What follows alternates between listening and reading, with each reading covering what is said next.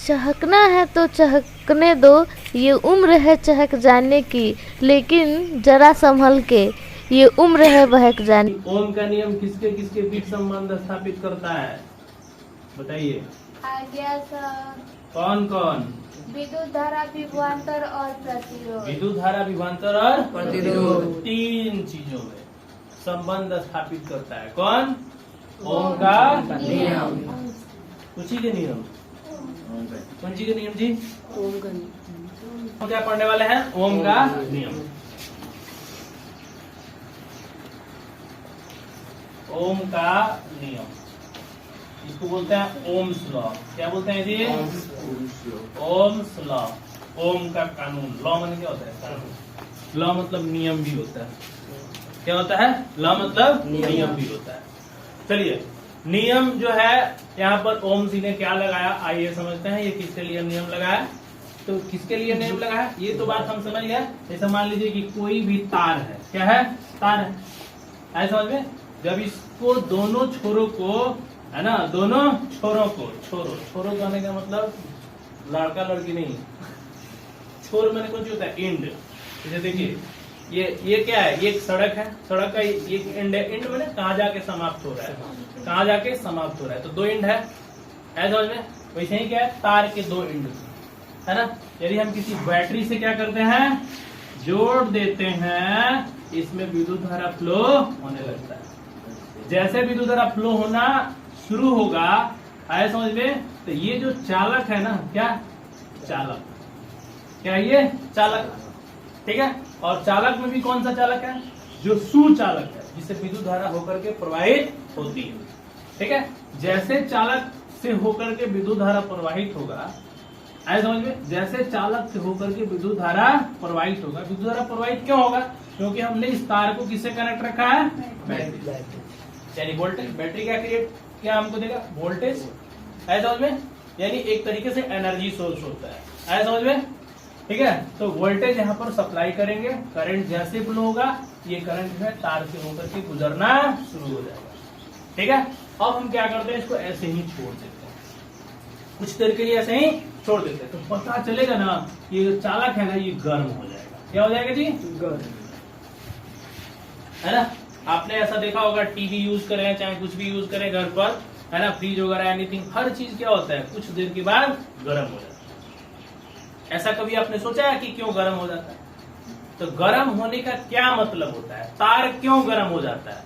Fan कुछ देर चलाइए तो गर्म हो जाता है, ऐसा क्यों होता है?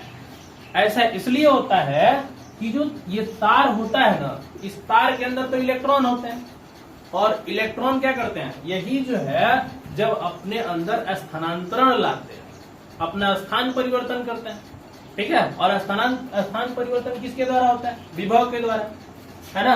जब स्थान परिवर्तन होता है तब पता चलता है कि इसमें विद्युत धारा प्रवाहित हो रहा है, ठीक है। लेकिन इलेक्ट्रॉन के अलावा और भी कुछ इसमें कण होते हैं, ठीक है। इस तार के अंदर और भी कुछ कण होते हैं जो विद्युत धारा के प्रवाह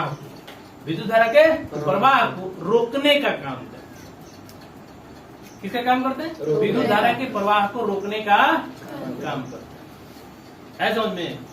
और रोकने का काम करने का मतलब क्या हुआ कि मान लो इलेक्ट्रॉन का फ्लो हो रहा है, और इलेक्ट्रॉन के साथ साथ और भी कोई कण आ जाए, तो दोनों आपस में क्या होंगे? टकराएंगे, बार बार कोलिजन होगा। कोलिजन माने टकराव होगा, और जितना ही ये टकराव होगा, और टकराव होने पर क्या पैदा होगा? आप थोड़ा सा हाथ इसको रगड़ के देख लीजिए, आपको गर्मी पैदा हुआ नजर आ जाएगा, है कि नहीं। तो इसमें क्या होता है ना, कि कुछ ऐसे कण होते हैं जो इलेक्ट्रॉन के प्रवाह को क्या कर देते हैं, है ना, रोकना चाहते हैं। इलेक्ट्रॉन का प्रवाह रुकेगा तो फिर करंट भी तो रुकेगा ना, क्योंकि इसी पर तो डिपेंड करता है। इलेक्ट्रॉन का प्रवाह माने विद्युत धारा का प्रवाह। इलेक्ट्रॉन का प्रवाह कब डैमेज होगा? जब इसमें उपस्थित जो एक्स्ट्रा कण होंगे, वह कण क्या करेगा? इलेक्ट्रॉन के प्रवाह को रोकने का काम करेगा, यानी वो कोलाइड करेंगे, जब टकराएंगे, ऐसा समझ में। तो इससे क्या होगा? इलेक्ट्रॉन का प्रवाह प्रभावित होगा, और जब प्रभावित होगा तो उसमें से क्या पैदा होगी? ऐसा समझ में, क्या पैदा होगा? तो वो जो विद्युत धारा का विरोध कर रहे हैं ना, उनको हम क्या कहते हैं? तार के अंदर ये क्या है, प्रतिरोध। क्या जी, यानी ये रुकावट पैदा करने वाला तत्व है। समझ में, रुकावट पैदा करने वाला ये तत्व है। क्या करता है कि तार के अंदर जो विद्युत धारा प्रवाहित होती है उसको रोकने का काम करता है। जैसे रोकेगा चालक क्या हो जाएगा, गरम। समझ में, तो अलग अलग तार में अलग अलग प्रतिरोध होता है। ऐसा किसी में कम प्रतिरोध होता है, किसी में ज्यादा प्रतिरोध होता है। जिसमें ज्यादा होता है वो गर्म होकर के लाल हो जाता है, जिसमें कम हो जाता है वो गर्म होकर के लाल नहीं होता है। ऐसा समझ में ना। तो इस तरह से क्या होता है कि अलग अलग तरह के तार जो है हमारे आसपास पाए जाते हैं और सबका प्रतिरोध एक जैसा नहीं होता है। चांदी का तार ले लीजिए, है ना, उसमें कम प्रतिरोध होता है। कॉपर का तार ले लीजिए, कम प्रतिरोध होता है। एल्युमिनियम का तार ले लीजिए, कम प्रतिरोध होता है। उसकी जगह पर यदि और पदार्थ का तार ले लीजिए, ऐसे समझ में, टंगस्टन ले लीजिए, नाइक्रोम ले लीजिए, तो इसमें प्रतिरोध ज्यादा मात्रा में पाया जाता है। तो जब नाइक्रोम को, टंगस्टन को जब हम विद्युत परिपथ में जोड़ते हैं तो ये गर्म होकर के लाल हो जाते हैं। ऐसे समझ में, तो इसका मतलब ये हुआ कि उसमें प्रतिरोध ज्यादा मात्रा में पाया जाता है। ऐसा समझ, तो करंट कम फ्लो होगा, गर्मी ज्यादा उत्पन्न होगी, गर्मी ज्यादा उत्पन्न होगी। ऐसा समझ में, तो यानी विद्युत धारा उसमें किस में बदल जाती है, उसमें ऊर्जा में, है ना, यानी इलेक्ट्रिकल एनर्जी हीट एनर्जी में कन्वर्ट हो जाता है। तो ये प्रतिरोध की वजह से ही ऐसा होता है। तो प्रतिरोध क्या है, तो अलग अलग तार में अलग अलग प्रतिरोध होता है। और इस पर भी हम लोग विचार करेंगे कि आखिर किसी तार का जो प्रतिरोध होता है वो किन किन बातों पर निर्भर करता है, किन किन बातों पर निर्भर करता है। तो इस पर हम लोग बात करेंगे। इससे पहले हम ये देखते हैं कि आखिर ओम के नियम में ओम जी ने क्या कहा था। ठीक है, देखो, ओम के नियम में ओम का ये कहना था कि जब किसी तार के अंदर विद्युत धारा प्रवाहित की जाती है, विद्युत धारा प्रवाहित की जाती है, तो उसमें दिया हुआ विभव, क्या दिया हुआ विभव उसमें उत्पन्न विद्युत धारा का क्या होता है, सीधा समानुपाती होता है। उत्पन्न विद्युत धारा का सीधा समानुपाती। तो सीधा समानुपाती कहने का मतलब क्या होगा कि जितना आप वोल्टेज बढ़ाइएगा उतना ही करंट का फ्लो भी क्या होगा, बढ़ेगा। यदि आप वोल्टेज घटाइएगा तो करंट का भी फ्लो क्या होगा, कम होगा। ऐसा में, तो इन्होंने जो है विभव और विद्युत धारा में संबंध स्थापित किया था। किसके किसके बीच में, विभव और विद्युत धारा में क्या स्थापित किया था, संबंध स्थापित किया था। क्या किया था, सीधा समानुपाती। यानी जैसे जैसे विभव बढ़ेगा वैसे वैसे विद्युत धारा भी बढ़ेगा, जैसे जैसे विभव घटेगा वैसे वैसे विद्युत धारा भी घटेगा। ऐसा समझ में, तो इन विभव और विद्युत धारा के बीच इन्होंने एक संबंध स्थापित किया था। किसने स्थापित किया था, ओम के नियम में। तो ये कहते हैं ना, जब किसी चालक में विद्युत धारा, क्या विद्युत धारा प्रवाहित होती है, विद्युत धारा प्रवाहित होती है ना, तो यह विद्युत धारा है ना, उस चालक में दिए गए विभव का सीधा समानुपाती होता है। क्या होता है जी, सीधा समानुपाती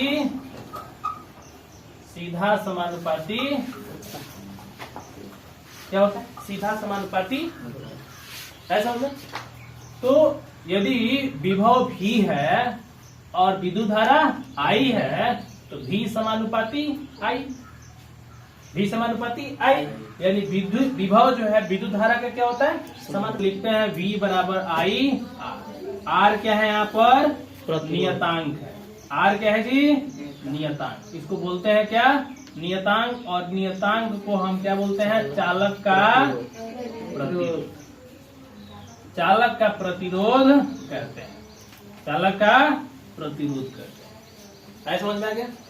समझ में आ गया? ये है ओम का नियम। ठीक है, ओम का नियम। तो प्रतिरोध किसे कहते हैं?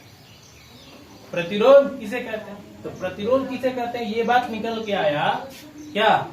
ये बात निकल के आया किसी चालक का वह गुण, किसी चालक का वह गुण जो उस चालक में प्रवाहित विद्युत धारा के प्रवाह का विरोध करता है, उसे हम क्या कहते हैं? प्रतिरोध। तो प्रतिरोध का काम क्या होता है? तो विद्युत धारा के प्रवाह को रोकना, विद्युत धारा के प्रवाह को रोकना। तो यानी प्रतिरोध क्या होता है? तो किसी चालक का वह गुण होता है। क्या होता है जी?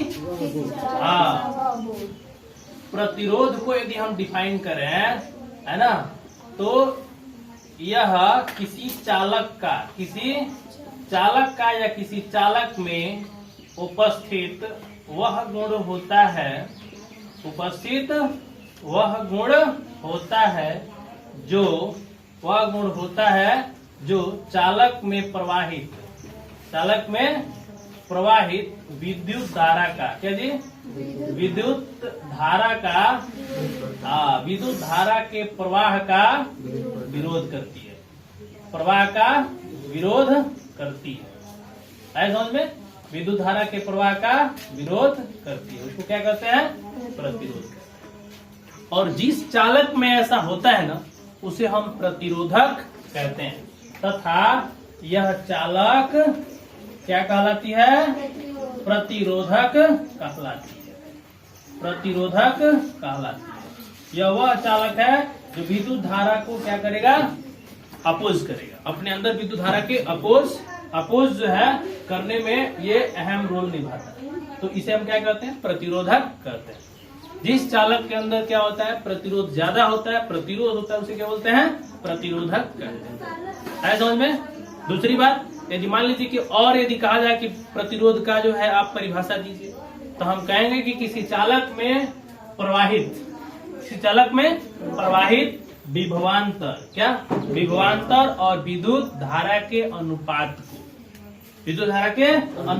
को प्रतिरोध कहते हैं। किसी चालक में उपस्थित प्रतिरोध, उसमें दिया गया विभवांतर और उसमें प्रवाहित विद्युत धारा का क्या होता है? अनुपात होता है। क्या होता है? अनुपात। ये भी कह सकते हैं कि प्रतिरोध क्या होता है? विभवांतर और विद्युत धारा के अनुपात को कहते हैं। विभवांतर और विद्युत धारा के अनुपात को क्या कहते हैं? प्रतिरोध। यहाँ से भी आप डिफिनेशन निकाल सकते हैं। समझ में आ रहा है? तो ये बात हमको समझ में आ गया कि ओम का नियम क्या है।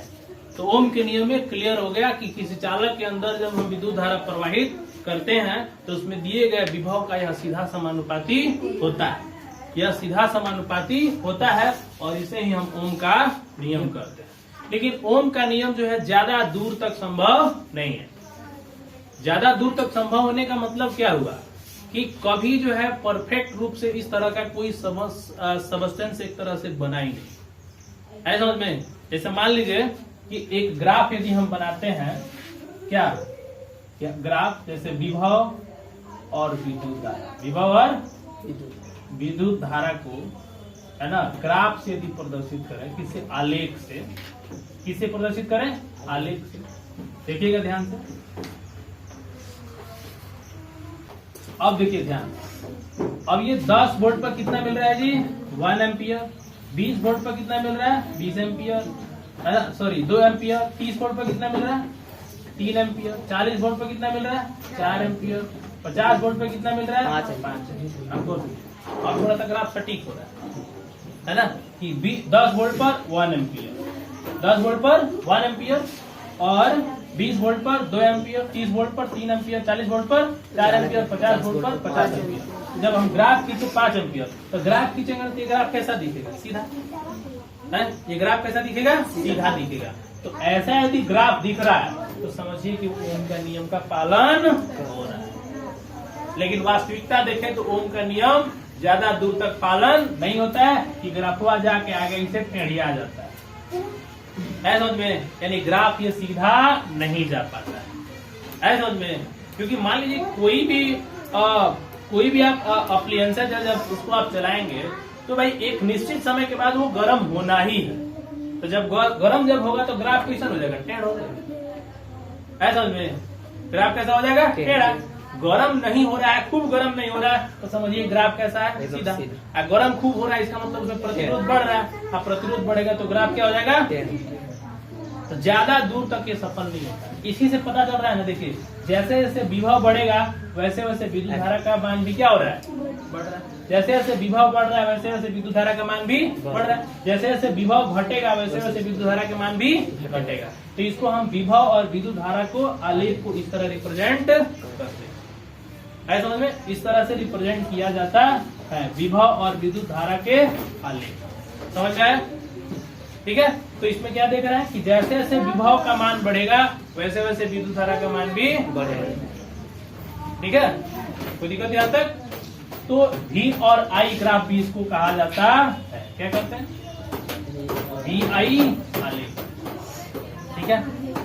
चलिए नोट कर लीजिए, पहले इसको नोट कर लीजिए फिर इसको नोट कीजिए। V और I का आलेख कैसा होता है जी, सरल रेखा। क्या, सरल रेखा होता है, नोट करो, सरल रेखा होता है। हाँ, जैसे जैसे विभव का मान, किसका जी, विभव का मान बढ़ता है, विभव का मान बढ़ता है वैसे वैसे वैसे वैसे विद्युत धारा का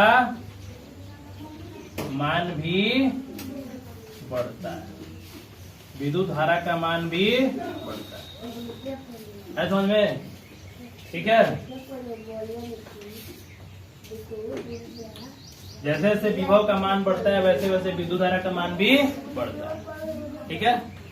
या इसके विपरीत भी तो हो सकता है ना, या इसके विपरीत, इसके विपरीत क्या होगा जी, जैसे जैसे विभव का मान घटेगा वैसे वैसे विद्युत धारा का मान भी घटेगा, ठीक है।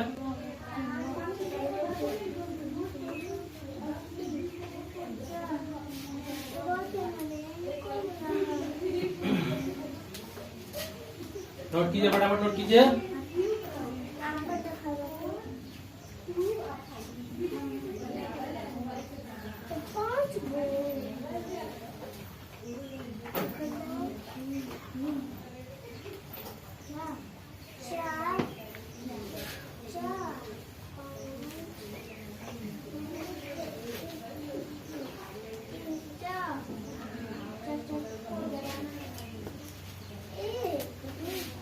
ठीक है, देखो जब कहेगा एग्जाम में ना ओम के नियम का सत्यापन कीजिए तो ग्राफ द्वारा दिखा देंगे, किसके द्वारा, ग्राफ, ठीक है। एक टेबल बना लेंगे हम, जो है 10 वोल्ट पर इतना एम्पियर, परफेक्ट रूप से हमसे ग्राफ खींचेंगे, जब स्ट्रेट लाइन मिल जाएगा तो ये पता हो जाएगा कि हाँ ओम के नियम का पालन, ठीक है। ये नोट हो गया,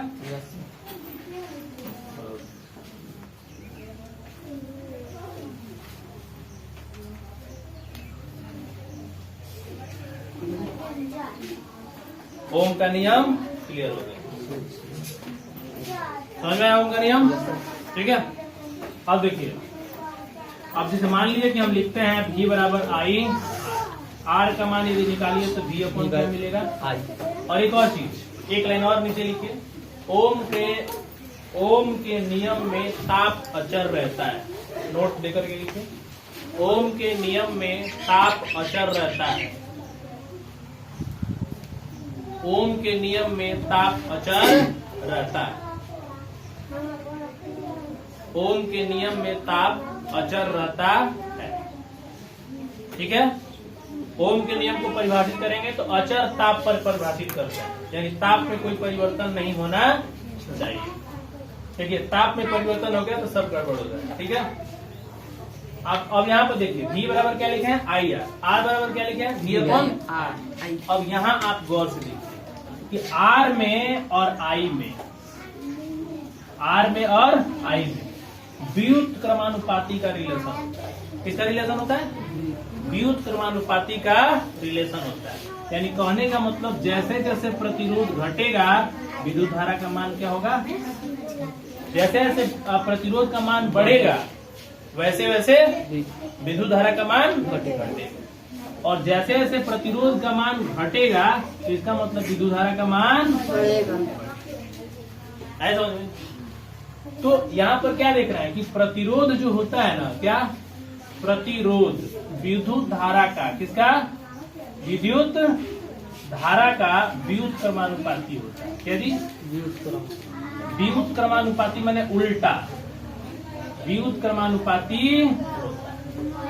है, समझ में? तो चूंकि V बराबर आई आर का मान कितना निकल गया, V अपॉन आई। इसका मतलब ये हुआ कि R जो है विद्युत धारा का व्युत क्रमानुपाती होता है।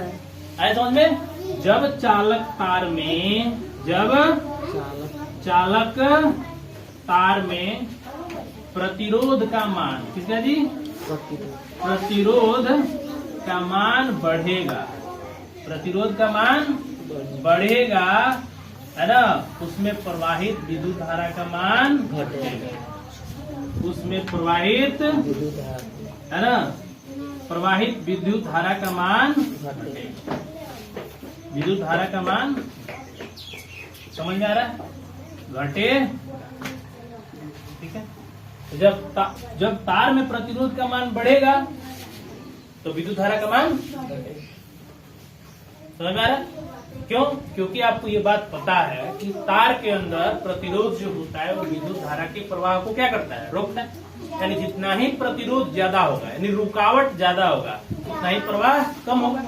तो इन दोनों में क्या संबंध होता है कि प्रतिरोध विद्युत धारा का व्युत क्रमानुपाती होता है, प्रतिरोध विद्युत धारा का व्युत क्रमानुपाती होता है। यानी इसको बोलते हैं इनवर्सली प्रोपोर्शनल होता है, एक दूसरे के अपोजिट होते हैं, है ना। हम जाएंगे तो वो आएगा, उल्टा हो रहा है ना, हम जाएंगे तो वो आएगा। तो उल्टा करने का मतलब क्या हुआ कि जब प्रतिरोध बढ़ेगा तो विद्युत धारा का मान घटेगा, और जब प्रतिरोध कम होगा तो विद्युत धारा का मान बढ़ेगा। या इसमें लिख लीजिएगा, या जब प्रतिरोध का मान, प्रतिरोध का मान घटेगा तो बताइए, तो विद्युत धारा का मान बढ़ेगा, विद्युत धारा का मान बढ़ेगा। है समझ में? विद्युत धारा का मान बढ़ेगा। ठीक है, तो इस तरह से जो है ना, आर जो है विद्युत धारा के बीच में संबंध इस तरह स्थापित करता है। ठीक है, तो प्रतिरोध विद्युत धारा का व्युत क्रमानुपाती होता है।